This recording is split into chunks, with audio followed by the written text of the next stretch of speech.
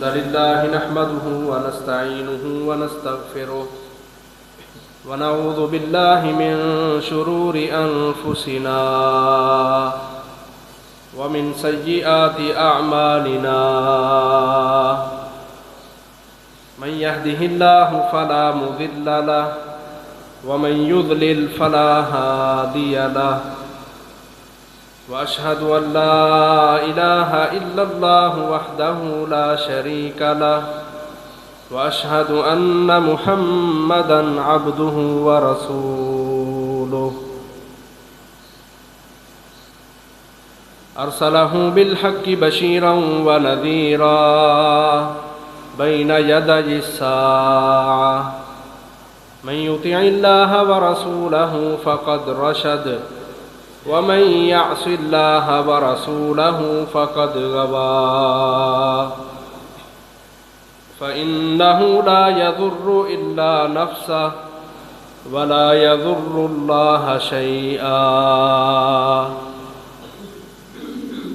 نسأل الله ربنا تبارك وتعالى أن يجعلنا ممن يطيعه ويطيع رسوله ويتبع رضوانه ويجتنب سخطه فإنما نحن به وله يا أيها الذين آمنوا اتقوا الله حق تقاته ولا تموتن إلا وأنتم مسلمون يا أيها الناس اتقوا ربكم الذي خلقكم من نفس واحدة وخلق منها زوجها وبث منهما رجالا كثيرا ونساء واتقوا الله الذي تساءلون به والأرحام إن الله كان عليكم رقيبا يا أيها الذين آمنوا اتقوا الله وقولوا قولا سديدا يصلح لكم أعمالكم ويغفر لكم ذنوبكم ومن يطع الله ورسوله فقد فاز فوزا عظيما أما بعد فإن خير الحديث كتاب الله وخير الهدي هدي محمد وشر الأمور محدثاتها وكل محدثة بدعة وكل بدعة ضلالة وكل ضلالة في النار فقال الله تبارك وتعالى في القرآن المجيد أم حسبتم أن تدخلوا الجنة ولما يأتكم مثل الذين خلوا من قبلكم مستهم البأساء والضراء وزلزلوا حتى يقول الرسول والذين آمنوا معه متى نصر الله ألا إن نصر الله قريب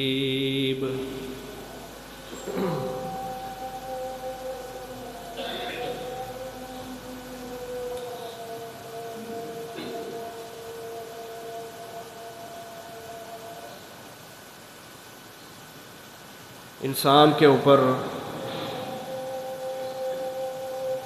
جو آزمائشیں آتی ہیں وہ آزمائشیں دو طرح کی ہوتی ہیں.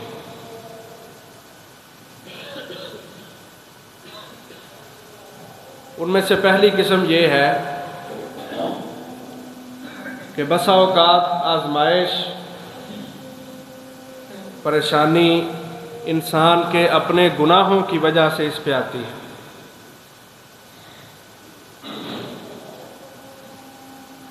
اور دوسری قسم یہ ہے کہ اللہ تبارک و تعالی انسان کو اس کے ایمان میں، اس کے عقیدے میں پختہ کرنے کے لیے اس کے اوپر آزمائشیں اور طرح طرح کی پریشانیاں بھیجتے ہیں تاکہ اس کے اندر استقامت پیدا ہو، اور اگر یہ استقامت کو اپنے اندر پیدا نہیں کر سکتا تو پھر آزمائش سے دوچار ہوتے ہوئے ناشکری کر بیٹھے اور دور ہو جائے۔ تو یہ دو صورتیں ہیں کہ جن کی وجہ سے یا جو انسان کے اوپر آنے والی آزمائشیں ہیں اس کی اقسام ہیں۔ ہم ان دونوں چیزوں کو آج سمجھیں گے۔ پہلی چیز کہ پریشانی اور آزمائش ہمارے گناہوں کا وبال ہوتی ہے۔ قرآن مجید میں اللہ تعالیٰ نے کئی جگہوں پہ یہ بات کی ہے، وَمَا أَصَابَكُم مِّن مُّصِيبَةٍ فَبِمَا كَسَبَتْ أَيْدِيكُمْ وَيَعْفُو عَن كَثِيرٍ، کہ انسانوں جب بھی تمہیں کوئی مصیبت پریشانی آئے تو وہ تمہارے ہی اعمال کی وجہ سے ہوتی ہے، اور اللہ کی ذات بڑا معاف کرنے والی ہے، کئی گناہوں کو وہ اللہ ویسے ہی معاف کر دیتا ہے، ان گناہوں کا وبال تمہارے اوپر آتا بھی نہیں۔ اب ہم جس دور سے گزر رہے ہیں، اس دور کے اندر اگر ہم کسی بھی انسان کو ٹچ کریں تو اس کے پاس پریشانیوں کی، آزمائشوں کی ایک لمبی فہرست ہے، اور بہت کم لوگ آپ کو ملیں گے جو کہیں گے کہ جی نہیں اللہ کا شکر ہے ہم ہر حال میں ٹھیک ہیں۔ کئی تو یہ جملے بھی اس وقت بولتے ہیں جب ان کے اندر پریشانیاں اور غم ان سے وہ بھرے ہوئے ہوتے ہیں، لیکن اپنے آپ کو سمجھانے کے لیے وہ کہہ دیتے ہیں جی اللہ کا شکر ہے۔ بہرحال یہ جو کیفیت ہے آج پریشانیوں کی، بلاؤں کی، آزمائشوں کی، مہنگائیوں کی، یا کسی بھی شکل کی آپ لے لیں، تو اس کے پیچھے ریزن یہ ہے کہ ہم اپنے اعمال کو اچھا نہیں کر رہے۔ مثال کے طور پہ آپ دیکھیں گندم پکی ہوئی ہے لیکن بارشیں ختم نہیں ہو رہی، آئے روز بارش، پھر برف بھی پڑتی ہے، چندرا اولے گرتے ہیں، اور کسان حضرات پریشان ہیں، زمیندار ٹینشن میں ہیں کہ بڑا پیسہ خرچ کیا، بڑی دولت لی، اور کئیوں نے تو قرض اٹھا کے اپنی زمینوں کے اوپر لگایا ہے۔ اب وہ دیکھ رہے ہیں کہ اگر بارش کے ساتھ فصل تباہ ہو گئی، پریشانی بہت بڑی ہے، پلے بھی کچھ نہیں آنا اور اوپر سے مقروض بھی ہو جانا ہے۔ تو یہ جو چیزیں ہیں نا، یہ اللہ کی طرف سے آنے والے عذاب، یہ ہمارے گناہوں کی وجہ سے۔ مثال کے طور پہ نبی اکرم صلی اللہ علیہ وسلم فرماتے ہیں، سنن ابن ماجہ کی حدیث ہے، عبداللہ بن عمر رضی اللہ تعالیٰ عنہما بیان کرتے ہیں، فرمایا جب لوگ وَلَمْ يَمْنَعُوا زَكَاةَ أَمْوَالِهِمْ، لوگ جب اپنے مالوں کی زکوٰۃ نہیں نکالیں گے تو اس کے وجہ سے وبال کیا آئے گا، إِلَّا أُخِذُوا بِالسِّنِينَ، ان کے اوپر قحط مسلط کر دیے جائیں گے۔ یہ پہلا عذاب ہے کہ قحط پڑ جائیں گے۔ اب ہم کہیں گے جی قحط کیسے، بارشیں تو آ رہی ہیں، تو یہ عذاب کیسے ہوا؟ تو اس کی بھی وضاحت اللہ کے نبی نے خود فرما دی، کہا اگر بارش آئے گی بھی تو اللہ نے کون سا صرف انسان کو پیدا کیا ہوا ہے، اللہ کی اور بڑی مخلوقات ہے، تو اللہ بارش اپنی دوسری مخلوقات کے لیے برسائے گا، ان بارشوں کے اندر انسان کے لیے کوئی خیر اور کوئی برکت نہیں ہوگی۔ تو یہ قحط ہی ہے۔ قحط کا مطلب صرف یہ نہیں کہ زمین خشک ہو جائے، پیسہ ہونے کے باوجود، وسائل ہونے کے باوجود انسان دین پر نہ چل سکے، خرچ نہ کر سکے، یا اپنی دنیا کی ضروریات کو پورا نہ کر سکے، بے برکتی کا شکار ہو، تو یہ بھی قحط کی ہی ایک صورت ہے۔ تو آج جو بارشیں ہیں، ان بارشوں کے اندر انسان کے لیے کوئی خیر نہیں ہے، کوئی بھلائی نہیں ہے، فرمایا اللہ نے دیگر مخلوقات پیدا کی ہیں اور چوپایوں کا نام لیا، کہا وَلَوْلَا الْبَهَائِمْ، اگر جانور نہ ہوتے، دوسری مخلوقات نہ ہوتی، لَمْ يُمْطَرُوا، تو ان لوگوں کو بارش کا ایک قطرہ بھی نہ دیا جاتا۔ اب یہ جتنی چیزیں ہیں اللہ کے نبی نے اس کا ریزن بیان کیا کہ لوگ اپنے مالوں سے زکوٰۃ یا عشر نکالنا یا اللہ کے راستے میں خرچ کرنا، یہ اپنی زمینوں سے، اپنی گندم چاول سے، اپنی اجناس سے، فصل سے زکوٰۃ نہیں نکالیں گے، جس کی وجہ سے اللہ تبارک و تعالیٰ ان کے اوپر قحط کو مسلط کرے گا، یعنی اللہ کے عذاب ان کے اوپر نازل ہونا شروع ہو جائیں گے۔ تو آج جو پریشانیاں ہمیں درپیش ہیں ان کے اندر جو سب سے بڑا ریزن ہے وہ یہ کہ ہم نے اپنی گناہوں کی زندگی کو نہیں چھوڑا، اور گناہوں کی وجہ سے، ہماری بد عملیوں کی وجہ سے، ظاہری سی بات ہے، کوئی طالب علم اپنے استاد کا نافرمان ہو، کوئی غلام اپنے مالک کا نافرمان ہو تو مالک تو نہیں اس کو عزت دے گا۔ ہم سب اللہ کے بندے ہیں، اللہ نے ہمیں پیدا کیا، وہ ہمارا خالق ہے، مالک ہے، رزق کا ذمہ اس کے پاس ہے۔ اگر ہم اس کی زمین پہ رہ کے، اسی کا کھا کے، اسی کا پہن کے، اسی کی ہی عبادت نہیں کریں گے، اسی کی ہی دنیا میں توہین کریں گے، تو وہ ہمارا مالک ہم سے کیسے راضی ہوگا، کیسے وہ ہمیں سب کچھ عطا کرے گا؟ تو ایک بڑی سادہ سی بات ہے، اللہ کرے ہمیں اس پوائنٹ کی سمجھ آ جائے۔ پھر اللہ تعالیٰ نے قرآن مجید میں سابقہ قوموں کا تذکرہ کیا، قوم نوح کا، قوم عاد کا، قوم سمود کا، قوم موسیٰ کا، قوم شعیب کا، عیسیٰ علیہ السلام کی قوم، بنی اسرائیل کا تذکرہ۔ یہ سارے تذکرے اللہ تعالیٰ بیان کر کے کہ جن قوموں کو اللہ نے اپنے عذابوں کے ساتھ تباہ و برباد کر کے رکھ دیا، کہ آج جن کا نام و نشان نہیں ملتا ہمیں، اللہ تعالیٰ قرآن مجید میں بیان کرتے ہیں، الم یرو، کیا یہ لوگ دیکھتے نہیں، کم اہلکنا من قبلہم من قرن، کہ ہم نے ان سے پہلے کتنی ہی قوموں کو، کتنی ہی بستیوں کو ہلاک کر دیا ہے۔ مکناہم فی الارض، اللہ کہتے ہیں ہم نے ان کے اوپر یہ احسان کیے کہ ہم نے ان کو زمین میں جگہ دی، ما لم نمکن لکم، ایسی جگہ ہم نے ان کو دی تھی جو جگہ ہم نے تمہیں نہیں دی۔ قوم عاد کو دیکھ لو، ان کے قد کاٹ اتنے اتنے بڑے تھے، اتنی قوت طاقت ان کی جسمانی تھی کہ اللہ تبارک و تعالیٰ کہتے ہیں اللاتی لم یخلق مثلھا فی البلاد، کہ ان جیسے لوگ ہم نے کبھی دنیا میں پیدا ہی نہیں کیے۔ اتنی طاقت اللہ نے ان کو دی ہوئی تھی کہ وہ اپنے ہاتھوں سے پتھروں کے پہاڑوں کو تراشتے تھے اور ان کے اندر اپنے گھر بنایا کرتے تھے۔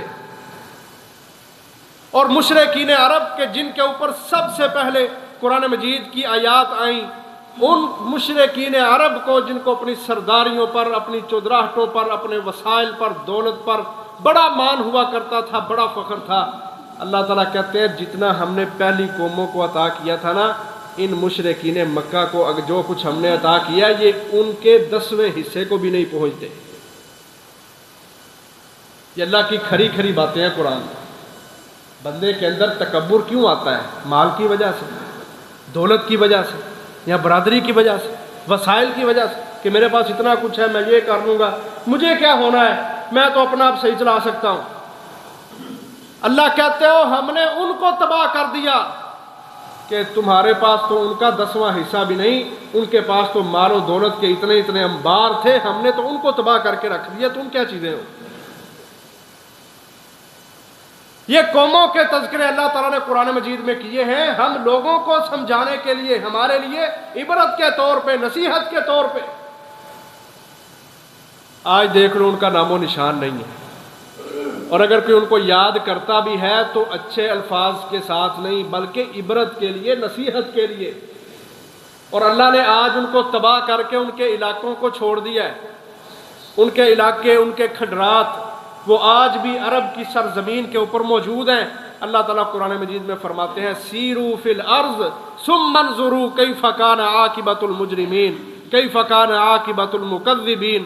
اے لوگوں زمین میں ذرا سیر و تفریح کر کے آؤ، ان لوگوں کے علاقوں کو جا کے دیکھو جن کو ہم نے تباہ و برباد کر کے رکھ دیا، ذرا انجام دیکھ کے آؤ ان کا کیا ہوا۔ تو میں یہ سمجھانا چاہ رہا ہوں کہ آزمائش بسا اوقات اپنے گناہوں کی وجہ سے آتی ہے۔ پریشانیاں، مصیبتیں، بلائیں اور اللہ کی طرف سے دھتکار دیا جانا اور عذاب کے اندر، شدت کے اندر مبتلا کر دیا جانا، اس کے پیچھے بہت بڑی وجہ یہ ہوتی ہے کہ ہم گناہوں کے عادی ہو چکے ہوتے ہیں، ہمارے گناہوں کی وجہ سے اللہ تبارک و تعالی ہمارے اوپر عذاب نازل کرتا ہے۔ قرآن و سنت سے منہ موڑنا یہ بھی ایک گناہ ہے نا، اور بہت بڑا گناہ ہے۔ اللہ قرآن میں فرماتے ہیں من اعرض عن ذکری فإن له معیشۃ ضنکا، جو بندہ میرے ذکر سے، میری نصیحت سے منہ موڑے گا، قرآن و سنت کو چھوڑ دے گا، ہم اس کی معیشت کو تنگ کر کے رکھ دیں گے۔ ہم سمجھتے ہیں حکمران ظالم ہیں، ہم بڑے اچھے ہیں۔ میں کہتا ہوں آپ اپنے اندر دیکھ لیں، حکمرانوں کو ایک طرف رکھیں، ہمارا جو بچہ 10 کلاسیں پڑھ جائے نا، اس کے اندر سرکشی نہیں آتی؟ کیا اس کے اندر بغاوتیں نہیں آتی؟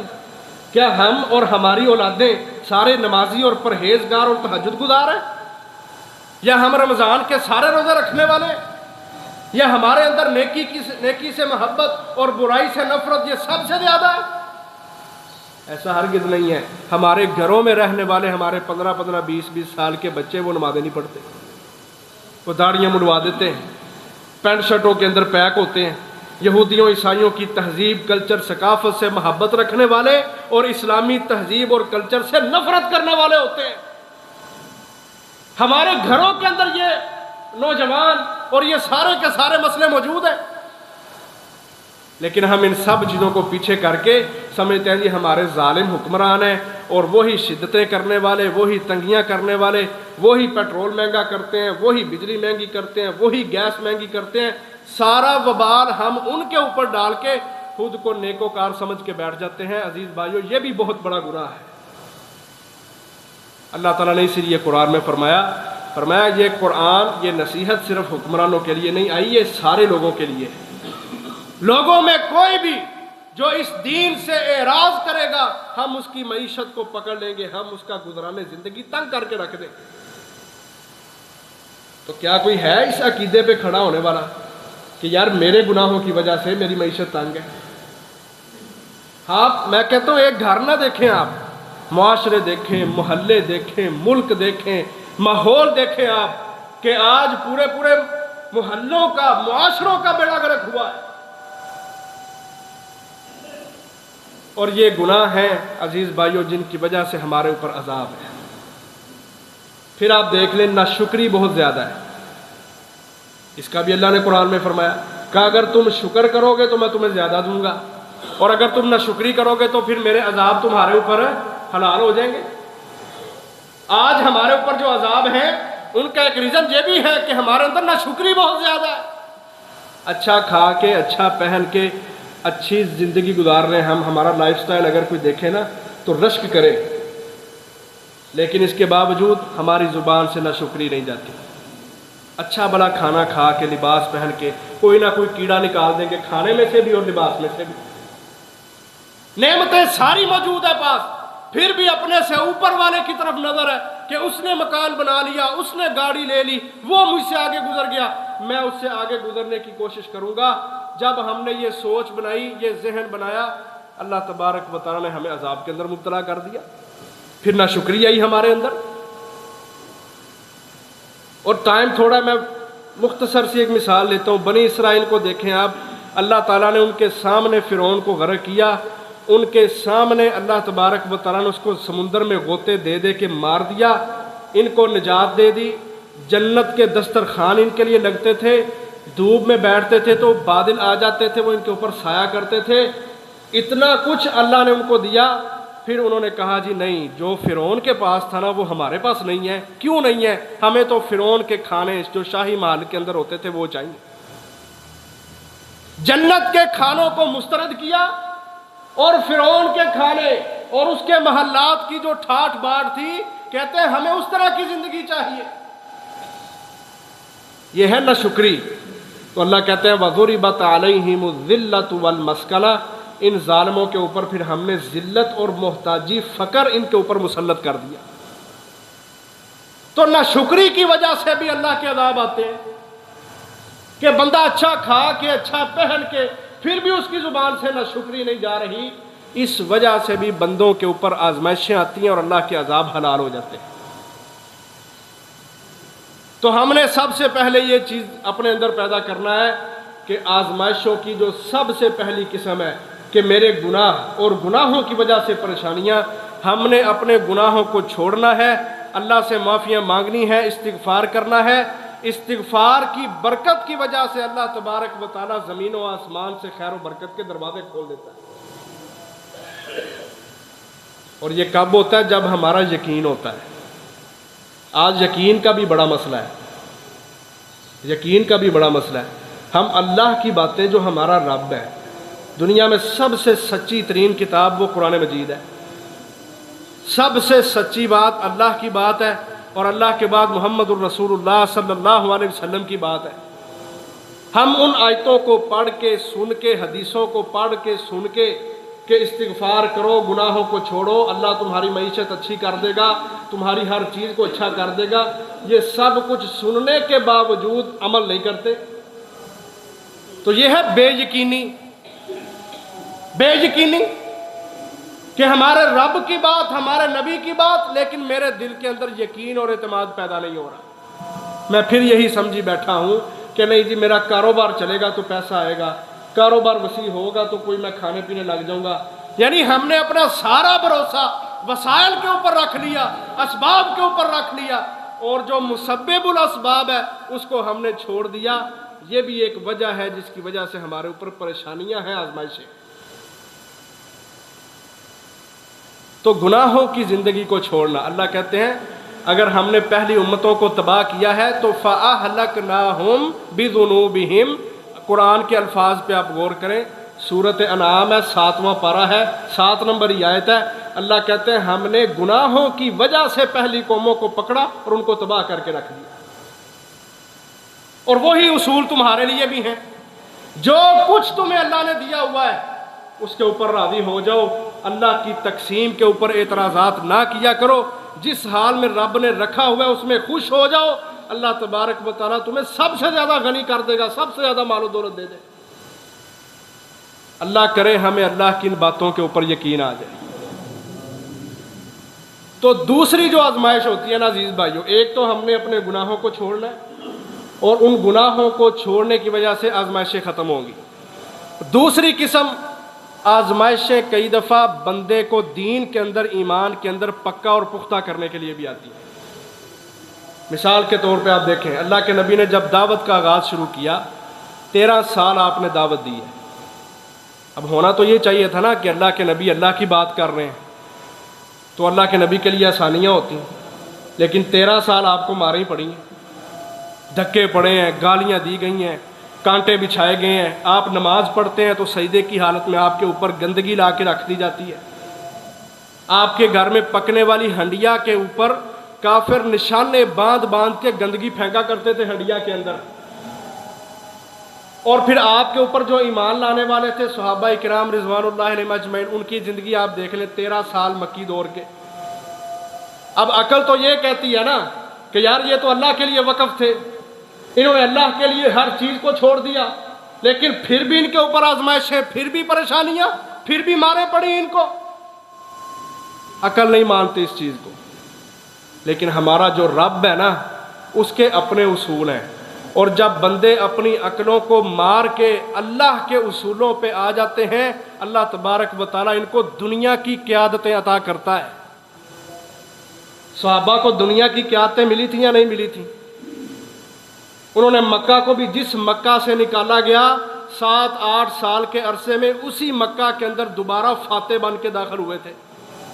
رومیوں کو انہوں نے مار دیا، کیسر و کسرا کو انہوں نے گرا دیا، یمن انہوں نے فتح کر لیا، شام انہوں نے فتح کر لیا، بیت المقدس کو انہوں نے آزاد کروا لیا۔ یہ دنیا کی قیادتیں اللہ تبارک و تعالیٰ نے صحابہ کو دے دیں بے وجہ کہ پیچھے انہوں نے مارے کھائیں، 13 سال آزمائشوں کو، پریشانیوں کو، مصیبتوں کو خوش دلی کے ساتھ قبول کیا۔ یہ نہیں کہا کہ اللہ ہم تیرے دین کے لیے لگے ہوئے ہیں، پھر بھی ہمیں مارے پڑ رہی ہیں۔ تو کئی دفعہ آزمائش بندے کو اس کے ایمان میں پکا اور پختہ کرنے کے لیے آتی۔ آج دیکھ لو پاکستان کے حالات، دنیا اور نظر سے دیکھتی ہے، ہم لوگ اور نظر سے دیکھتے ہیں اپنے ملک کو، لیکن اللہ تبارک و تعالی جو روئے زمین کے اوپر دوسری بڑی ریاست ہے جو کلمے کی بنیاد کے اوپر حاصل کی گئی ہے، اللہ تبارک و تعالیٰ اس ریاست کے لوگوں کو جو مسلمان ہیں، کلمہ پڑھنے والے ہیں، توحید والے ہیں، ان کو آزمائشوں میں ڈال کے ان کے عقیدوں کو پکا اور پختہ کرنا چاہتا ہے، اور اس کا ثمرہ بھی ہمیں آج مل رہا ہے کہ آج دنیا کی قیادت پاکستان کر رہا ہے الحمدللہ بفضل اللہ تعالی۔ وہ کام جو ہمارے نبی محمد کریم صلی اللہ علیہ وسلم نے کیا، آپ نے دو قبیلوں کو جو آپس میں لڑ پڑے ان کے درمیان صلح کروانے کے لیے آپ نے اپنی نماز کو مؤخر کر دیا، پہلے جا کے صلح کروائی کہ مسلمانوں کا اتحاد، مسلمانوں کا اجتماع بہت ضروری ہے۔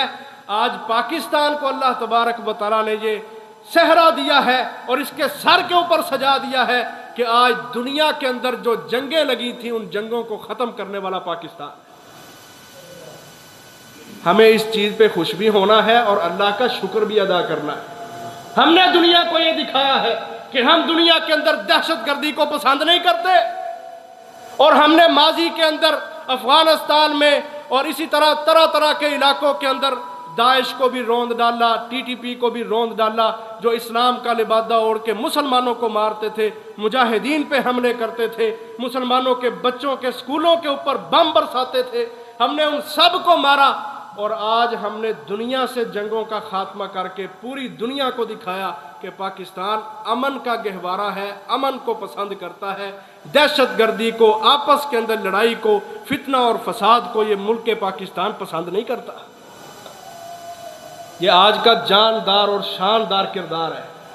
لیکن عزیز بھائیوں، میں پھر اپنے موضوع پہ آتا ہوں کہ جو آزمائش آتی ہے، اب ہمارا مسلمان تو سوچے گا کہ یار تسی چنگیاں گلاں کردے پے ہو، ایک پاسے پٹرول مہنگا ہوا ہے، گیس مہنگی ہو رہی ہے، بجلی کے اندر 1.5 روپیہ پھر بڑھا دیا گیا ہے، اور آپ ہمیں اس طرح کی باتیں سنا رہے ہیں۔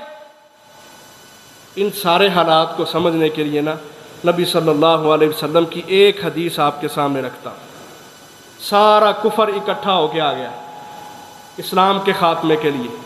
اللہ کے نبی مدینہ میں بیٹھے ہیں، مدینہ کے اندر آنے والے 4 رستے ہیں، 3 رستوں کے اوپر پہاڑ ہیں اور کھجوروں کے درخت ہیں، وہاں سے تو خطرہ نہیں کہ کافر آئیں گے۔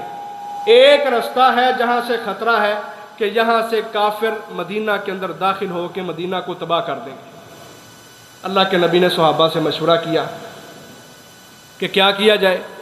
حضرت سلمان فارسی رضی اللہ عنہ کہتے ہیں اللہ کے نبی، ہم اپنے علاقوں کے اندر جب دشمن ہمارے اوپر حملہ کرتا تھا تو ہم خندقیں کھود لیا کرتے تھے، بڑی بڑی خندقیں، بڑے بڑے ٹبے ٹوئے، تاکہ کوئی کراس کر کے شہر کے اندر داخل نہ ہو، تو ہم اس طرح اپنا بچاؤ کیا کرتے تھے۔ نبی صلی اللہ علیہ وسلم نے اس تجویز کو پسند کیا۔ آپ نے 4 کلومیٹر لمبی، 5-6 فٹ چوڑی اور 5-6 میٹر اور 8 میٹر گہری نبی صلی اللہ علیہ وسلم نے اور صحابہ نے مل کے خندق کھود ڈالی، اور جو مٹی نکلی اس کو ڈیروں وہ خندق کے کناروں پہ ڈال دیا تاکہ کوئی کافر ہمت نہ کرے۔ اس طرح کا ماحول ہے۔ اب باہر 10,000 کا لشکر کھڑا ہے۔ ابو سفیان جو اس وقت ابھی مسلمان نہیں ہوئے تھے، وہ لشکر کا سپہ سالار ہے، اور پلاننگ بہت بڑی ہے کہ چھوٹا سا مدینہ ہے، یہودی بھی ان کے ساتھ، یہودی مدینہ کے اندر رہنے والے، ایسے ظالم یہودی۔ اللہ کے نبی جب مدینہ میں آئے، مکہ سے ہجرت کر کے آپ نے یہودیوں سے معاہدے کیے تھے کہ جب باہر سے کوئی ہمارے اوپر حملہ کرے گا تم نے ان کا ساتھ نہیں دینا، تم نے ہمارا ساتھ دینا ہے۔ یہ باقاعدہ معاہدے ہوئے تھے، لیکن جب سارا کفر اکٹھا ہو کے آیا اسلام دشمنی میں، یہودی اندر بیٹھے ہوئے ہیں اور انہوں نے سارے کے سارے معاہدے توڑ ڈالے۔ اندر سے بھی خطرہ اور باہر 10,000 کا لشکر کھڑا ہوا ہے، جس میں رومی بھی ہیں، صلیبی اور مشرکین مکہ بھی ہیں اور مجوسی بھی ہیں۔ سارا کفر اکٹھا ہو کے اسلام کو ختم کرنے کے لیے آیا ہوا ہے۔ میں کہتا ہوں عزیز بھائیوں، ذرا تصور کی دنیا میں آپ جائیں، کتنی بڑی پریشانی ہے ہمارے نبی محمد صلی اللہ علیہ وسلم کو، اور آپ نے ایک خندق کھودی ہوئی ہے اور صحابہ کو لے کے وہاں پہ بیٹھے ہوئے ہیں۔ مہینے تک، 1 مہینے تک محاصرہ کیا، 1 مہینے تک۔ باہر سے نہ کوئی چیز آ رہی ہے، یعنی کاروبار تجارت بند ہے، سب کچھ۔ ہم یہی سمجھتے ہیں نا، ذرا سا پیٹرول مہنگا ہو جائے ہمارے ایمان کے جنازے نکلتے ہیں. میں یہ نہیں کہوں گا ہم ایمان چھوڑتے ہیں، میں یہ کہوں گا ہمارے ایمان کے جنازے نکل جاتے ہیں. ماری گئے، کھائیں گے کہاں سے، کیا بنے گا کیا نہیں ہوگا، یہ سوچیں ہماری ایمان کمزور ہے نا. صحابہ کرام رضوان اللہ علیہم اجمعین کے ایمان دیکھیں آپ. اللہ کے نبی کے پاس ایک صحابی آیا، اس نے پیٹ سے کپڑا اٹھایا، کہتا ہے اللہ کے نبی دیکھیں پتھر باندھا ہوا ہے، بھوک کی بڑی شدت ہے. نبی صلی اللہ علیہ وسلم نے اپنا کپڑا اٹھا کے دکھایا. آپ نے کتنے پتھر باندھے تھے؟ 2 پتھر. ہر چیز بند ہے، کوئی تجارت نہیں، کوئی کھانے پینے کے لیے کچھ بھی نہیں. لیکن نبی صلی اللہ علیہ وسلم صحابہ کی تربیت کیا کر رہے ہیں کہ اے میرے صحابہ، اس کے بدلے میں اللہ تبارک و تعالیٰ تمہیں جنت عطا کرے گا. جنت نا بڑی خوبصورت اللہ نے بنائی ہے. میں کہتا ہوں دنیا کے غموں سے نجات حاصل کرنے کے لیے نا انسان کو جنت کا تذکرہ بھی پڑھنا چاہیے، جنت کا تذکرہ بھی سننا چاہیے. وہ ایک صحابیہ تھی نا، ایک عورت، وہ اللہ کے نبی کے پاس آئی، کہتی ہے اللہ کے نبی مجھے مرگی کے دورے پڑتے ہیں، اللہ سے دعا کریں میری اس بیماری سے جان چھوٹ جائے. اب اللہ کے نبی بجائے دعا دینے کے اس کو کیا کہہ رہے ہیں؟ ان شئتی صبرتی ولکل جنہ، کہ اگر تو صبر کرے گی نا تو اللہ تبارک و تعالیٰ اس بیماری کے بدلے تجھے جنت عطا کرے گا. بیماری کتنی دیر رہے گی؟ یہ تو ختم ہو جانی ہے. کتنی دیر تم نے جینا ہے؟ یہ بیماری ختم ہو جائے گی. ان شئتی صبرتی ولکل جنہ، اگر تو چاہے تو تو صبر کر لے، بدلے میں اللہ تجھے جنت دے گا. وہ ایمان کے لوگ تھے، ایمان کے اوپر انہوں نے کام کیا تھا، ایمان سے انہوں نے تربیت لی تھی. وہ فوراً راضی ہو گئی. کہتی ہے اللہ کے نبی چلے میں اس چیز پہ راضی ہوں، لیکن اللہ سے ایک دعا کریں کہ جب مجھے دورہ پڑتا ہے میرا سطر کھل جاتا ہے، میرا سطر نہ کھلا کرے. نبی صلی اللہ علیہ وسلم نے اس کو دعا دے دی. اللہ کے نبی کی وفات کے بعد صحابہ کرام آپس میں ایک دوسرے کو کہا کرتے تھے جب بھی وہ عورت گزرتی کہ اگر کسی نے جنتی عورت دیکھنی ہے تو وہ اس عورت کو دیکھ لے، کیونکہ اس نے اپنی بیماری پہ صبر کر کے محمد الرسول اللہ کی زبانی جنت کی بشارت حاصل کی ہوئی. یہ ایمان تھے صحابہ کرام کے. تو اللہ کے نبی اس ماحول میں، آج ہمیں بھی اس ماحول میں ایمان کے اوپر تربیت کی ضرورت ہے. لیکن ہم تو کھا پی بھی رہے ہیں، سارا کچھ ویسے چل رہا ہے. کوئی ہمارا کیفے سینٹر بند نہیں ہوا، کوئی پیزا ہٹ ہمارا بند نہیں ہوا، ہمارا کوئی نخرہ ایسا نہیں ہے جس کے اندر کمی آئی ہو، سب کچھ ویسے چل رہا ہے. لیکن رونے کی عادت ہے، نہ شکری ہمارے اندر کوٹ کوٹ کے بھری ہوئی ہے، جس کی وجہ سے تھوڑا سا مسئلہ ہو، تھوڑی سی مہنگائی آئے، ہمارا وہ اتنا بڑا جو ایمان ہوتا ہے وہ سب کے سب نکل جاتا ہے. اللہ کے نبی صحابہ کو سمجھا رہے ہیں ان حالات میں ہمارے لوگ پتہ کیا کہتے ہیں جو دنیا دار ہے، کہتے ہیں چھڑ دیو جیاں گلاں، ایک بندہ مرن ڈے ہے تسی انہوں صبر دی تلقین کرن ڈے ہو. ایسی باتیں کر کے ایمان کے اوپر جس بندے نے کھڑے ہونا تھا، جس کا مقصد ہی رب کی عبادت تھا، ایمان کی مضبوطی تھا، یہ باتیں کر کر کے ہم لوگوں کے ایمان کو خراب کرتے ہیں. اللہ کے نبی نے، صحابہ کہتے ہیں ہمیں بھوک لگی ہے، اللہ کے نبی کہتے ہو میں تم کو جنت کی بشارت دے رہا ہوں. صحابی کہتا ہے میں نے پیٹ پہ پتھر باندھے. اللہ کے نبی دعا کر لیں اللہم لا عیش الا عیش الاخرہ فاغفر للانصار والمہاجرہ، اے اللہ اصل زندگی تو آخرت کی ہے، انصاریوں کو بھی معاف کر دے، مہاجروں کو بھی معاف کر دے. صحابہ کرام کو تو کھانے کی پرواہ نہیں رہی کہ ان کو نبی صلی اللہ علیہ وسلم کی منہ سے جنت کی بشارت مل گئی. اور پھر یہیں پہ بس نہیں، پتھر توڑتے توڑتے نا، خندق کھودتے کھودتے ایک بہت بڑا پتھر آ گیا. اب وہ کسی صحابی سے نہیں ٹوٹ رہا. ایمان والے لوگ تھے نا، وہ غلبہ اسلام کی باتیں سن کے اپنے پیٹ کو بھر لیا کرتے تھے. غور کریں عزیز بھائیوں کہ جہاد کے ساتھ غلبہ اسلام ہوگا، اسلام پوری دنیا کا دین بنے گا. ہم نے تو چلو مشقتیں برداشت کی ہیں، ہماری آنے والی نسلیں پوری دنیا کے اوپر اسلام کو غلبہ کرنے کے لیے کام کریں گی. صحابہ کرام یہ چیزیں سن کے اپنے پیٹ کو بھر لیا کرتے تھے. اور میں نے 2-4 جمعے پہلے بھی یہ حدیث سنائی تھی آپ کو کہ اللہ کے نبی سے ایک صحابی نے پوچھا تھا جب دجال آئے گا، دجال جب آئے گا تو اختیارات تو اس کے پاس ہوں گے، تو ایمان والے لوگ کھانا کہاں سے کھائیں گے؟ ان کو تو وہ کھانا نہیں دے گا، کیونکہ وہ تو کہے گا کہ سارے مجھے رب مانو، لیکن جو ایمان والے ہوں گے وہ اس کو رب نہیں مانیں گے۔ تو صحابی نے پوچھا اللہ کے نبی مومن بندہ اس دور میں جب دجال آئے گا وہ کیا کھانا کھائے گا؟ تو اللہ کے نبی نے کہا تھا اس وقت مومن بندہ سبحان اللہ الحمدللہ اللہ اکبر لا الہ الا اللہ پڑھ لے گا، اللہ تبارک و تعالیٰ اس کی بھوک کو ختم کر دے گا۔ یعنی جب ایمان اولین ترجیح ہوتی ہے کہ سب سے پہلے ایمان، باقی ساری دنیا بعد میں، پھر اللہ تبارک و تعالیٰ بندے کے پیٹ میں اس کے نفس میں دنیا کی تھوڑی سی بھی بھوک نہیں رہنے دیتا۔ یہ کردار عزیز بھائیو ہمارا ہونا چاہیے کہ مومن بندہ اذکار کر کے اپنے آپ کو سیر کرے۔ ناشتہ نہیں ملا اس کو ٹینشن نہ ہو، ٹینشن اس چیز کی ہو کہ میں نے قرآن نہیں پڑھا، کھانا نہیں ملا، لنچ نہیں ہوا، ڈنر نہیں ہوا، بریک فاسٹ نہیں ہوا، لیکن میں نے قرآن پڑھا ہے، اذکار کیے ہیں، کوئی بات نہیں، میں نے اذکار کر کے اپنے پیٹ کو بھر لیا ہوا ہے۔ اور یہی چیز نبی صلی اللہ علیہ وسلم نے بیان کی تھی، کہا لوگوں جب تم جنت کے باغیچوں کے پاس سے گزرتے ہو تو کچھ کھا پی لیا کرو۔ صحابہ نے کہا اللہ کے نبی جنت کے باغیچے دنیا میں؟ کہا وہ مجلسیں کہ جہاں پہ جمعہ ہوتا ہے، یعنی جہاں پہ کتاب اللہ کی بات، سنت کی بات، یا کوئی درس ہو رہا ہے، کوئی حدیث کی بات ہو رہی ہے، فرمایا یہ جو مجلسیں لگتی ہیں یہ جنت کے باغیچے ہیں، اور ان جنت کے باغیچوں میں ہونے والی جو باتیں ہیں فرمایا یہ جنت کے پھل ہیں، جنت کے ثمرات ہیں۔ تم جب بھی ایسی مجلسوں کے پاس سے گزرتے ہو تو ان مجلسوں میں بیٹھ کے جنت کے پھلوں کا مزہ حاصل کیا کرو۔ یعنی مومن جب اپنی ترجیح ایمان بنا لیتا ہے پھر اس کو دنیا کے کھانوں کی بھوک نہیں رہتی۔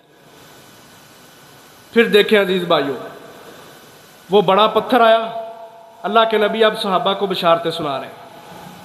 آپ کے پاس صحابی آئے برا بن عازب، کہتے ہیں اللہ کے نبی پتھر نہیں ٹوٹ رہا۔ آپ نے کہا پیچھے ہو جاؤ۔ صحابہ اکٹھے ہو گئے کہ اب پتھر ٹوٹنا ہے۔ اللہ کے نبی نے کدال ماری پتھر کے اوپر، اللہ اکبر پڑھ کے کدال ماری، تھوڑا سا پتھر ٹوٹا اور اندر سے چنگاڑیاں نکلیں۔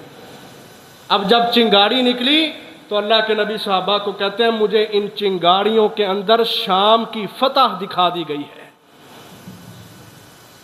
اب صحابہ اکرام اسی لیے تو مر رہے تھے کہ اسلام کا غلبہ ہو، ہماری بھوک ہے تو کوئی مسئلہ نہیں۔ اللہ کے نبی کی زبان سے جب انہوں نے یہ سنا کہ اللہ کے نبی کہہ رہے ہیں ان چنگاڑیوں کے اندر مجھے شام کی فتح دکھا دی گئی ہے، شام کے سرخ محلات کو میں نے دیکھ لیا ہے، عزیز بھائیوں صحابہ کے ایمان بڑھ گئے۔ انہوں نے کہا ہمیں کھانے کی بھوک نہیں رہی، ہمیں اس بات پہ خوشی ہے کہ اللہ تبارک و تعالیٰ اسلام کو شام کے اندر بھی غالب کر دے گا۔ پھر اللہ کے نبی نے دوبارہ کدال ماری، اللہ اکبر پڑھ کے چنگاڑیاں نکلیں۔ ان چنگاڑیوں کے اندر اللہ تبارک و تعالیٰ نے فارس کی فتح، ایران کی فتح اپنے نبی محمد صلی اللہ علیہ وسلم کو دکھا دی۔ آپ نے صحابہ کو بتایا، صحابہ کے ایمان بڑھ گئے کہ ہمارا تو مقصد یہ ہے کہ پوری دنیا کے اوپر اسلام غالب ہو جائے، مجوسیوں کے آتش کدے وہ ختم ہو جائیں گے، سورج چاند کی پوجا کرنے والے مر مٹ جائیں گے، بتوں کے پجاری تباہ و برباد ہو جائیں گے، اسلام پوری دنیا کا دین بن جائے گا۔ اللہ کے نبی ہم تو آئے ہی اس لیے، کسی صحابی کو بھوک کی طلب ہی کوئی نہیں رہی۔ تیسری مرتبہ اللہ کے نبی نے پھر کدال ماری، پھر اللہ کے نبی کو یمن کی فتح دکھائی گئی۔ آپ نے صحابہ کو بتایا کہ ان چنگاڑیوں کے اندر مجھے یہ دکھایا گیا ہے کہ یمن بھی فتح ہو گیا، شام بھی فتح ہو گیا، ایران بھی فتح ہو گیا، یعنی ایک وقت آئے گا کہ پوری دنیا کے اوپر اسلام غالب ہو جائے گا۔ صحابہ کو یہ سمجھایا محمد الرسول اللہ صلی اللہ علیہ وسلم نے کہ مسلمان کا مسئلہ رزق کا نہیں ہے، بھوک پیاس کا نہیں ہے، کیونکہ رزق کا ذمہ تو اللہ نے لیا ہوا ہے، اللہ اس کو کھلائے گا بھی پلائے گا بھی، اس کو بھوکا نہیں مارے گا۔ مسلمان کا مقصد صرف غلبہ اسلام ہونا چاہیے، صرف اللہ کی عبادت ہونی چاہیے، صرف توحید پوری دنیا میں پھیلا دینا اس کا مقصد ہونا چاہیے، اس کی زندگی کا اور کوئی مقصد ہی نہیں۔ حضرت جابر کہتے ہیں رضی اللہ عنہ، چلو یہ تو اللہ کے نبی نے روحانی طور پہ زندہ کیا نا صحابہ کو، ہمیں بھی اس طرح تربیت لینا ہے کہ یہ دنیا کی پریشانیاں عارضی ہیں، اس صبر کے بدلے اللہ تعالیٰ ہمیں بڑے بڑے ثمرات کے ساتھ نواز رہا ہے۔ اگر ہم مجموعی طور پہ دیکھیں تو بڑے ثمرات کے ساتھ نواز رہا ہے، لیکن جسمانی طور پر حضرت جابر آئے، کہتے ہیں اللہ کے نبی میں آپ کی شکل دیکھ کے، آپ کا چہرہ دیکھ کے مجھے لگ رہا ہے کہ آپ کو بھی شدت کی بھوک لگی ہوئی ہے۔ گھر چلے گئے، جا کے بیوی سے کہتے ہیں میں نے اللہ کے نبی کے منہ پہ بھوک کے اثرات دیکھے اور صحابہ کو بھی بڑی بھوک لگی ہوئی ہے، کیا کیا جائے؟ اس نے کہا میرے پاس 2 کلو جو پڑے ہوئے ہیں، 2 کلو، اور ایک چھوٹا بکری کا بچہ ہے ہمارے گھر۔ حضرت جابر نے فٹافٹ جلدی کی، بکری کے بچے کو ذبح کیا، وہ جو تھا اس کو پیسا، اس کے آٹا بنایا، اور بیوی سے کہتے ہیں میں نبی صلی اللہ علیہ وسلم کو بلا کے لاتا ہوں۔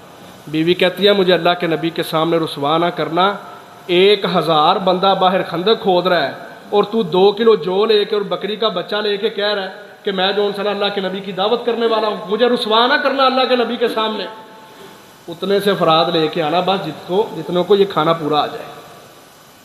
سوچ جب پیچھے مضبوط ہوتی ہے نا تو اللہ تبارک و تعالیٰ وہاں سے رزق دیتا ہے جہاں سے بندہ سوچ بھی نہیں سکتا۔ حضرت جابر آئے، کہتے ہیں میں نے اللہ کے نبی کے کان میں کہا اللہ کے نبی یہ مسئلہ ہے، اتنا سا سالن ہے اور اتنی سی روٹیاں پکنی ہیں، تو آپ تھوڑے سے ساتھیوں کو لے کے آ جائیں۔ لیکن کہتے ہیں میں حیران ہو گیا کہ اللہ کے نبی نے اونچی آواز سے 1000 کے قریب صحابہ کو آواز لگائی، کہو آ جاؤ بھائی سارے، آج جابر کے گھر میں ہماری دعوت ہے، وہاں پہ کھانا پکا ہوا ہے۔ کہتے ہیں میں پریشان کہ اب کیا بنے گا، آٹا بھی تھوڑا سا، تھوڑی سی روٹیاں، تھوڑا سا سالن، کیا بنے گا؟ لیکن اللہ کے نبی نے مجھے کہا جابر جب تک میں نہ آؤں تب تک نہ ہنڈیا کو چھیڑنا ہے نہ آٹے کو چھیڑنا ہے۔ کہتے ہیں اللہ کے نبی آئے، ہم نے آپ کے سامنے وہ آٹا کر دیا، وہ ہنڈیا آپ کے سامنے رکھ دی، اللہ کے نبی نے کچھ پڑھا اور اپنا لعاب ہنڈیا کے اندر بھی ڈالا اور اس آٹے کے اندر بھی ڈالا۔ قربانی کی کتنی بڑی ہے۔ میں یہ بات سمجھا رہا ہوں، آزمائش کی جو دوسری قسم ہے کہ اللہ تبارک و تعالیٰ اپنے بندوں کو آزمائشیں ڈال کے پکا اور پختہ کرتا ہے عقیدوں کے اندر، اور جب وہ پکے ہو جاتے ہیں، پختہ ہو جاتے ہیں، اللہ تبارک و تعالیٰ ان کے لیے رزق کے انبار لگا دیتا ہے، وہ کبھی ختم ہی نہیں ہوتے۔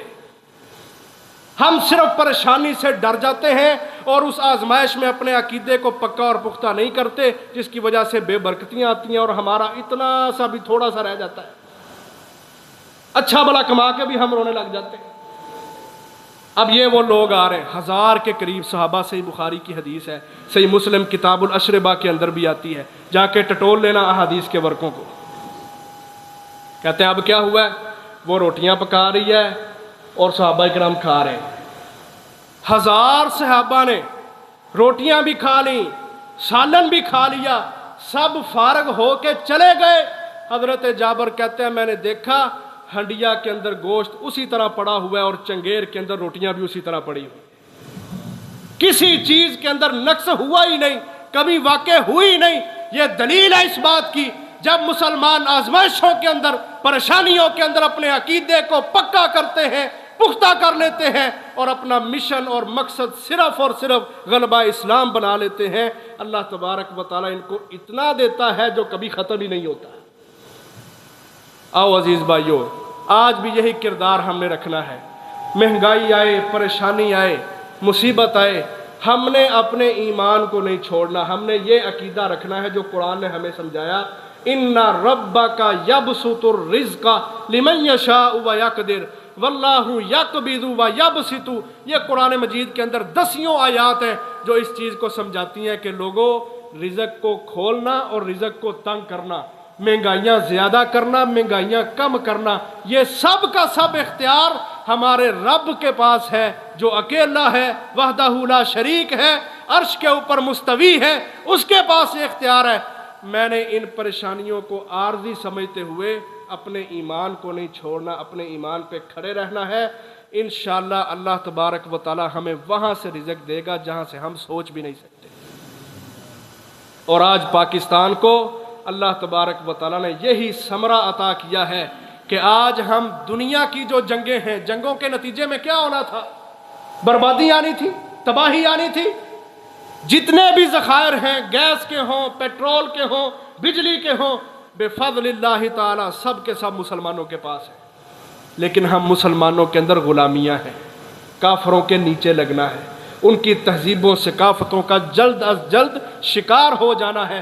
جب ہم ان سب چیزوں سے اپنے آپ کو نکالیں گے، اللہ تبارک و تعالی ہمیں حوصلہ دے گا۔ ہمیں جو اللہ نے وسائل دیے ہم اپنے ملکوں کے اندر استعمال کریں گے، مہنگائیاں بھی ختم ہوگی، اسلام کا غلبہ بھی ہو جائے گا۔ اور اگر یہ جنگ نہ رکتی جو اللہ تعالیٰ نے صحرا پاکستان کے سر پہ سجایا ہے، تو کیا ہونا تھا؟ روس، چائنا، سب کے سب ایران کے ساتھ، سعودی پہ حملہ ہوتا، سعودی عرب پہ، تو پاکستان سعودیہ کے ساتھ جنگیں، لڑائیاں، مقابلے، اور کافر کی بہت بڑی سازش یہ تھی کہ پاکستان کسی جنگ کا حصہ بن جائے۔ اسی لیے خلیجی ممالک نے بھی ہم سے اپنا قرضہ واپس مانگا۔ ہم نے ان کو یہ بتایا جی ہم فاقوں پہ گزارا کر لیں گے لیکن دنیا کے اندر کسی جنگ کا حصہ نہیں بنیں گے۔ ہم امن پسند لوگ ہیں، امن کو پسند کرتے ہیں، ہمارا نبی امن والا ہے، ہم امن کے راستے پہ چلتے ہوئے دنیا سے جنگوں کو ختم کرنے والے ہیں۔ ہم نے یہ عقیدہ رکھا، یہ سوچ مضبوط کی، آج اللہ تبارک و تعالیٰ نے سارے کے سارے حالات کو درست کر دیا ہے۔ تو یہ بہت بڑی قربانی ہے ایک، جس کو اللہ تبارک و تعالیٰ نے ہم مسلمانوں سے لیا ہے۔ ہم دعا کرتے ہیں اللہ تبارک و تعالیٰ اس کو قبول فرمائے، اور اللہ تبارک و تعالیٰ مہنگائیوں کے ایام میں جو پریشان ہوتے ہیں، جو صابرین ہیں اور شاکرین ہیں، اللہ تبارک و تعالیٰ ان کے اجر و ثواب میں اور زیادہ برکتیں عطا فرمائے، کیونکہ ان سب چیزوں کے ساتھ اسلام کو تقویت ملتی ہے اور اسلام مضبوط ہوتا ہے۔ اس لیے عقیدوں پہ کام کرنا بڑا ضروری ہے۔ یہ پریشانیاں دنیا کی عارضی سے ہیں، یہ سب کے سب ختم ہو جانی ہیں۔ اصل زندگی، باقی رہنے والی زندگی وہ آخرت کی ہے۔ جب بندہ آخرت کو سامنے رکھتا ہے نا تو اللہ تبارک و تعالیٰ اس کی پریشانیاں ختم کرتا ہے، لیکن جب بندہ دنیا کو سامنے رکھتا ہے تو اللہ کے نبی فرماتے ہیں وَجَعَلَ فَقْرَهُ بَيْنَ عَيْنَيْهِ، اللہ تبارک و تعالیٰ فقر بندے کی آنکھوں کے سامنے رکھ دیتا ہے۔ اس لیے جب ہم دنیا کے بندے بنیں گے تو پھر اللہ کے نبی کہتے ہیں یہ فقر ختم نہیں ہونا، چاہے تم جتنا مرضی کما لو۔ جب ہم آخرت کو سامنے رکھیں گے تو ہم کوئی بھی قربانی دینے سے دریغ نہیں کریں گے۔ اللہ تعالیٰ سے دعا ہے اللہ تبارک و تعالیٰ ہماری عبادات کو قبول فرمائے اور ہماری سیئات کو، پریشانیوں کو، مصیبتوں کو، ان کو معاف فرماتے ہوئے ہمارے اوپر رحمتوں کا نزول فرمائے۔ وآخر دعوایا ان الحمد للہ رب العالمین۔